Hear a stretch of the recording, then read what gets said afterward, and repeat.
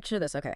It is raining outside, like pouring. Mm. Adele is playing like really softly from a smart speaker.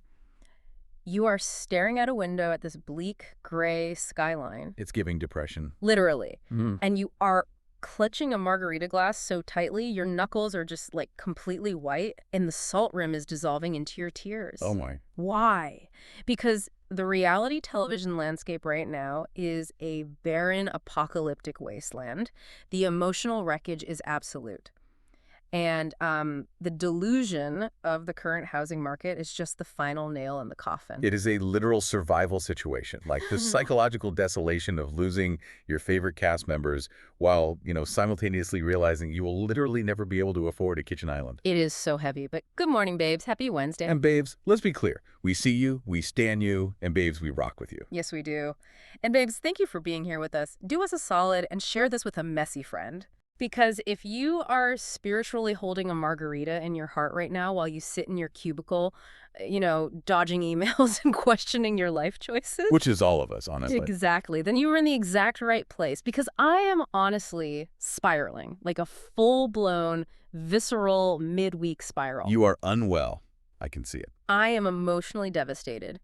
This week has been an absolute gauntlet of finales. Like, we lost Summer House, we survived Rooster, we grieved the comeback, and now we have this absolute muddy, chaotic cherry on top with the 7 Little Johnstons finale. It is a lot to process. I am just emotionally, I am unwell. You're vibrating with anxiety right now. I mean, I am completely fine. I am composed. Oh, whatever. I am just looking at a completely empty, terrifyingly blank television schedule for my Wednesday nights and wondering what the actual purpose of consciousness is without having someone else's terrible life choices to analytically dissect. See, you are spiraling too. You just hide it behind big words. I mean, maybe a little. There is a real emotional attachment here. Like, people who judge reality TV don't get it.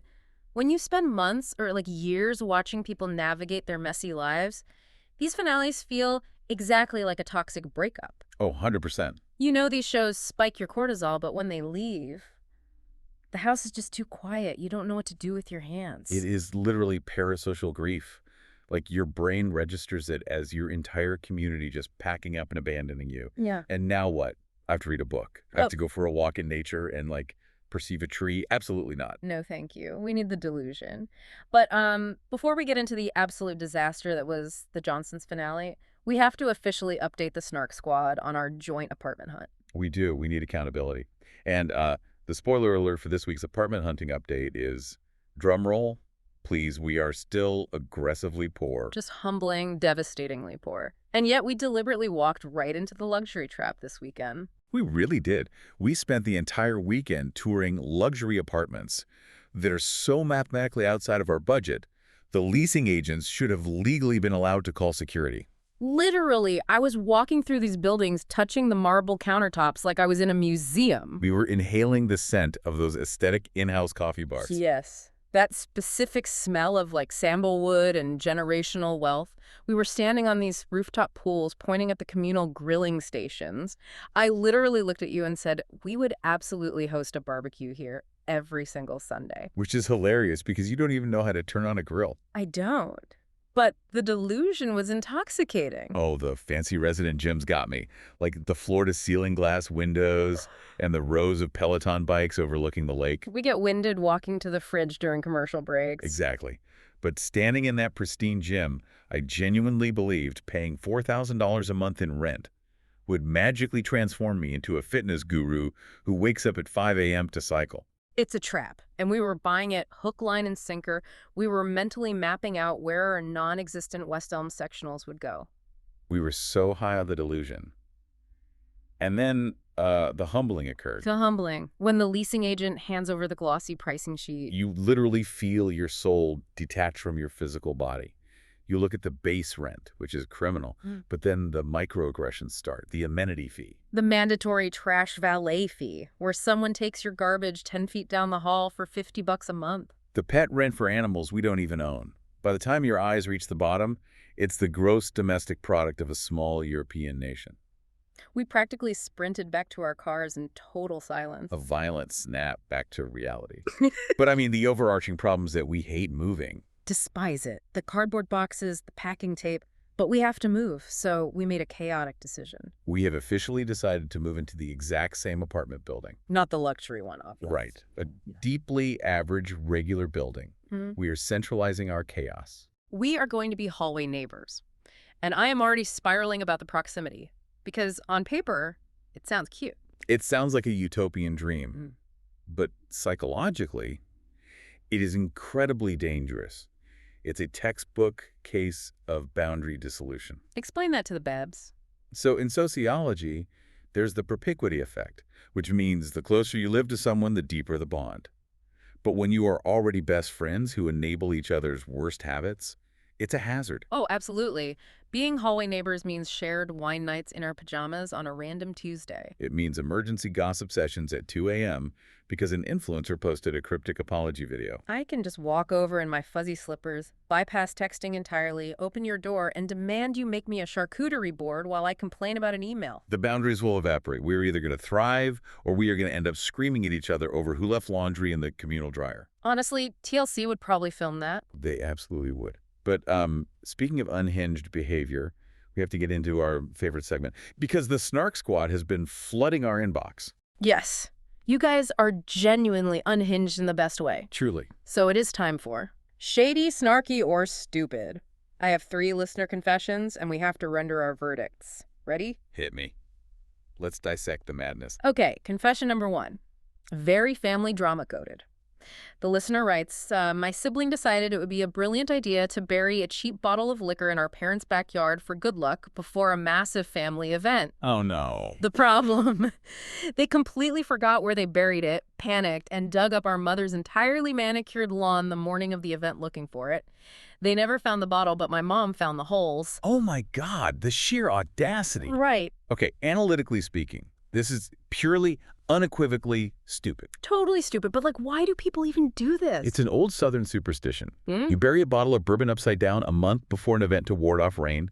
It's a psychological coping mechanism to control the weather. But the execution. If you are going to do a ritual, you need a map. You need GPS coordinates. You don't just blindly stab a shovel into the earth and hope for the best. And the shade of it all. If you ruin your mother's landscaping, it better be for top-shelf bourbon, not a cheap bottle of generic vodka. Exactly. Stupid. Buy top shelf next time. Okay, what's the next one? Confession number 2. This is petty and relationship messy. The listener says, I deliberately uninvited my own sister to a major life event because the week prior, she went on Instagram Live and explicitly exposed that I had completely lied about my career. Wait, what? Yep. They said I had been telling everyone I was a high-level corporate executive, and she hopped on live to announce that I actually worked part-time at a daycare. I am gasping. The betrayal. The nuclear option, is that not wild? Okay, hopping onto a public platform to intentionally nuke your sibling's fake reality is incredibly shady. It's deeply snarky. It really is. Siblings refused to accept your rebrand. She chose violence. Oh, you're an executive. No, babe, you organized the toddler nap mats. Brutal. But uninviting her, that is entirely snarky on the listener's part. It's petty retaliation. You constructed a fake persona and couldn't handle the truth being exposed. You can't handle the truth. I totally agree. Snarky on both sides. All right, last one. Confession number 3. This one is wild and slightly concerning. Bring it. The listener writes, on my wedding day, my partner was standing at the altar. When I walked down the aisle, they were weeping, literal tears of joy. I didn't know what to do, so I just awkwardly patted their shoulder and said, hey, buddy. I need a medical professional to intervene. Hey, buddy, to your crying partner. At the altar, I am spiraling hard over the lack of romance. That is deeply, profoundly stupid. It reveals a staggering level of emotional bankruptcy. It's giving coworker energy at the water cooler. Your partner is experiencing somatic flooding, tears streaming down their face, and you give them an avoidant freeze response. A shoulder pat like a golden retriever. I would have gotten in an Uber and left. The emotional devastation. You want cinematic romance, and you get a shoulder pat. It's a tragedy. But, you know, the reason I picked these 3 specific confessions is because they perfectly mirror the absolute mess we just witnessed on the 7 Little Johnstons season 17 finale. It is uncanny. The buried liquor ruining the lawn, the Instagram Live exposing the fake career, the hey buddy at the altar. It's like our listeners are living parallel lives to the Johnstons. They really are. So let's just get into it. Let's put on our mud boots because we are diving headfirst into the muddy, messy wedding of Liz and Brice. The wedding that tested the limits of human endurance. Let's set the scene. The ambition versus the grim reality. Okay, so this finale was around May 12th, 2026. Trent and Amber decided the absolute best place to host a massive wedding was their own backyard. Of course they did. And they didn't just rent a tent. They spent weeks physically transforming their property, building massive wooden platforms and flagstone pathways. Let's throw some serious shade here. Why on earth are you doing this? This is season 17. You have TLC money. Rent a proper, beautiful venue, go to a country club with indoor plumbing and a weather contingency plan. But they can't. Because Trent, a.k.a. Lil Daddy, has a psychological need to construct things to prove his utility. He needs to hammer wood so he can say, I built this with my bare hands. And Amber needs absolute tyrannical control over every logistical detail, which you can't have at a professional venue. It's a control thing. But what happens? A massive rainstorm hits. That deluge. The yard immediately becomes an unnavigable mud pit, a literal swamp. Golf carts can't even move. The tires are just spinning in brown sludge. It is the color of despair. And to combat this weather, Brice and Jonah do the exact agrarian ritual from our listener confession.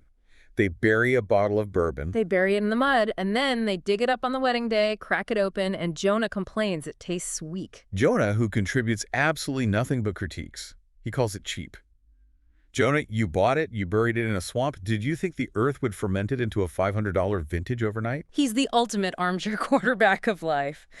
And then Brice takes a drink and says, oh, that's bad. If I do it for my wedding, we're going to include a higher shelf bottle. If I do it for my wedding? Brice, this is your wedding. You're wearing a tuxedo. He is so psychologically checked out. But while we're talking about the guests sliding through the mud, we have to talk about the VIPs who weren't there. The glaring omission. It hurts my heart. Anna, Liz's own sister, and Heidi, their aunt, were entirely excluded from the wedding, but Alex's random twin friends made the cut. They dug beneath the barrel for the guest list, and we know exactly why Anna wasn't there. The Reddit tea spilled all over the internet. Yes, the Instagram Live exposure. Anna went on her IG Live and exposed that Liz lied about being a nurse. Liz had been parading around TLC, implying she was on the front lines. And Anna looked at the camera and said, Liz is not a nurse. Reddit deep dives figured out Liz was actually working at a daycare. Then she called herself a teacher. And now, magically in the finale, she claims she's accepted to nursing school. The timeline is fractured. It's a fabricated reality. And as the emotional host, I feel sad. Regardless of the drama, a sister missing the wedding is a permanent fracture. I push back on this completely. I do not feel pity. Yeah. Anna has always been the family scapegoat, and Liz is the golden child. Liz is Amber 2.0. You think Anna's better off? I know she is. I picture Anna sitting on a dry, clean couch, drinking a massive bottle of wine, laughing that Liz's dress is absorbing 3 pounds of wet dirt. You know what, you're right. We hope Anna is doing well since she's not on the show this season, babes. She dodged a bullet. She didn't have to be there for the pre-wedding bombshell. The bombshell. Oh my God. Liz gathers the bridesmaids and drops a massive shocker. She might be pregnant with baby number 2. Hours before the wedding. And her phrasing. She says, Brice decided to make our Halloween a happy, happy Halloween, and I could be pregnant. Brice got happy on Halloween. I did not need that mental image. Gross. But Amber's reaction. She nods like a mafia boss and says, oh, you bet she ain't that person behind another one. I've played that clip 10 times. It is phonetic nonsense. What does that even mean? I don't know. But the Reddit theory is hot. They think Liz absolutely does not want to work. Having 2 babies is her angle to avoid nursing school entirely and just live on the TLC paycheck. It is the ultimate trap to avoid the workforce while maintaining a specific societal image. Which brings us to the most emotionally bleak moment, the first look. This broke me. Brice is getting ready, and he gets so emotional. He says he feels like a totally different man, thinking about baby Leighton and the potential second baby. He is weeping. He is a sweet guy. He's openly sobbing, bearing his soul. And then Liz walks up behind him, taps him on the shoulder. He turns around with tears on his face, and Liz literally says, hey, buddy. Hey, buddy. Hey, buddy. I screamed at my TV. What is wrong with her wiring? He is having a beautiful release, and she treats him like a golden retriever. We have to absolutely roast Liz for this. It is the most emotionally blunted, unromantic reaction in history. She completely rejected his bid for connection. And her aesthetic. We have to talk about the styling. She spent the whole season demanding a classy, elegant wedding. She didn't want anything redneck. And yet, she didn't get her hair or makeup professionally done. For a televised wedding, She is wearing a basic ponytail secured with a scrunchie. A scrunchie, and the bottom 6 inches of her dress are caked in thick, wet brown mud. A muddy dress, a gym class ponytail, and a hey buddy. The holy trinity of giving absolutely nothing. The Reddit comments were ruthless. Why didn't she have her hair done when TLC is footing the bill? It makes zero sense. It highlights the massive disconnect. Brice operates from the heart. Liz views him as an employee clocking in for his wedding shift. Devastating. But let's talk about the ceremony and the side character chaos. Oh, the walk down the aisle. Trent walks Liz down the muddy path, and instead of giving her away and sitting down, he just awkwardly stands there. He hovered like a Secret Service agent. It was so uncomfortable. Textbook enmeshment. He physically cannot let go of the control. But karma stepped in with Lil Daddy's mishap. The yellow jacket. I cannot stop laughing. In the middle of the ceremony, Trent gets stung directly on his tongue by a yellow jacket. Let's analyze the physics of this. A flying wasp gets inside your mouth. What was he doing? Was he trying to catch raindrops? Was he silently barking orders at the caterers with his mouth agape? He was probably trying to command the earth to dry up, and Mother Nature humbled him. It is pure poetry. Absolute cinema. And then we see the siblings in the audience. Alex and Allie are aggressively whispering, planning their own wedding. Abes, they haven't even kissed yet. Have they held hands for more than 4 seconds? The purity culture delusion is strong, rushing toward a storyline without doing the foundational work. And right next to them, Jonah and Ashley. The energy is so dark, you just see the words settling, flashing in neon lights above their heads. The sunk cost fallacy in human form. Jonah sits there doing absolutely nothing with his adult life, acting like an expert, while Ashley just nervously smiles. It's rough. But finally, they get married. The officiant hilariously calls them Mr. and Miss Brice Folding. And then, the reception, the climax, the camouflage rebellion. Yes, this was the greatest moment. Let's provide context.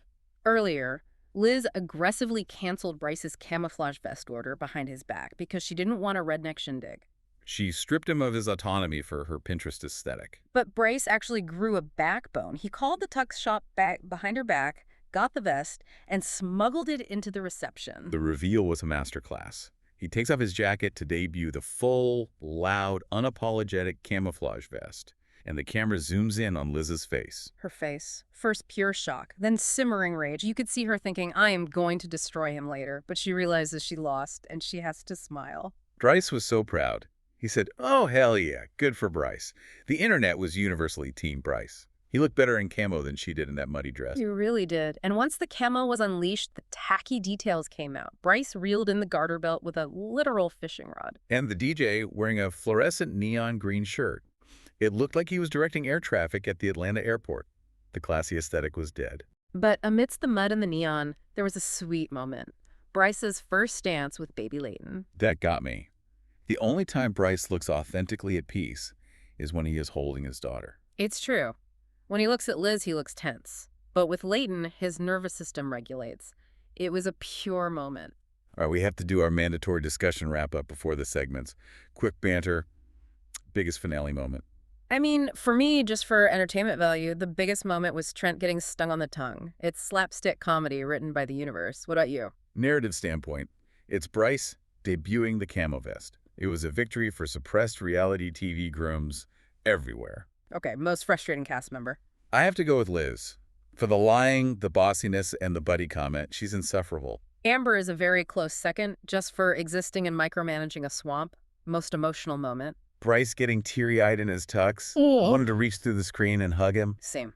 Biggest unresolved drama. The complete freezing out of Anna and Heidi, it feels very sinister. And finally, predictions for next season. I predict Trent will try to build an even more dangerous wooden project, and Brice will slowly start wearing more camo until he disappears into the woods. I predict Alex and Allie will continue planning a wedding without making physical contact, and Liz will never take a nursing board exam. Definitely. Okay, segments. Segment number 1. Most delusional family member, who is currently living furthest from reality. Contenders are Liz, Alex, and Amber. Let me make the case for Liz. She lies about being a nurse, gets exposed on IG Live, and still walks around with this unearned superiority complex in a muddy dress. She's living in a fabricated reality. Strong case. Yeah. But Alex is planning a wedding with a girl he's too terrified to kiss. That is a highly dangerous form of delusion. True, but Amber looked at a dirt field in the rainy season and thought her sheer willpower would stop the precipitation. It's a three-way tie. The delusion is genetic. But if I have to pick, it's Liz. The "Hey buddy" comment seals it. I agree. Segment number 2. Who would survive apartment hunting? We just got humbled by luxury pricing. Which Johnston could survive? Brice would survive. He has zero aspirational standards. He would buy a $40 camo tent, set it up by a muddy creek, and be the happiest man alive. He doesn't need a rooftop pool. He would thrive. Liz, on the other hand, would demand the rooftop pool but make Trent and Amber co-sign and pay the rent while she posts on Instagram like she's funding it. Exactly. And Jonah. Oh, Joan. Jonah wouldn't even make it past the Zillow search. He'd open the app, sigh, complain about the macroeconomic housing market, and go take a 4-hour nap in Trent's basement. He would tell everyone he's strategically waiting for the market to correct itself. Period. Segment number 3, reality TV finale grief counseling. We're sipping our margaritas. Which show finales hurt you the most emotionally? For me, it's whenever Summer House ends. You spend all summer with them, and when the finale hits, you feel this hollow emptiness. The sad indie music ruins me. The death of the summer fantasy. For me, the Johnstons finale hurts differently. It leaves me frustrated. You hope someone will evolve or go to therapy, and then it's just mud and lies and, hey, buddy. You're grieving the potential of what the show could have been. We are trauma bonded to these networks. But we'll be right back for season 18. We absolutely will. Okay, final segment. Segment number 4. Who would be the worst neighbor? Since we are about to be hallway neighbors, who would terrorize our building? It's Amber.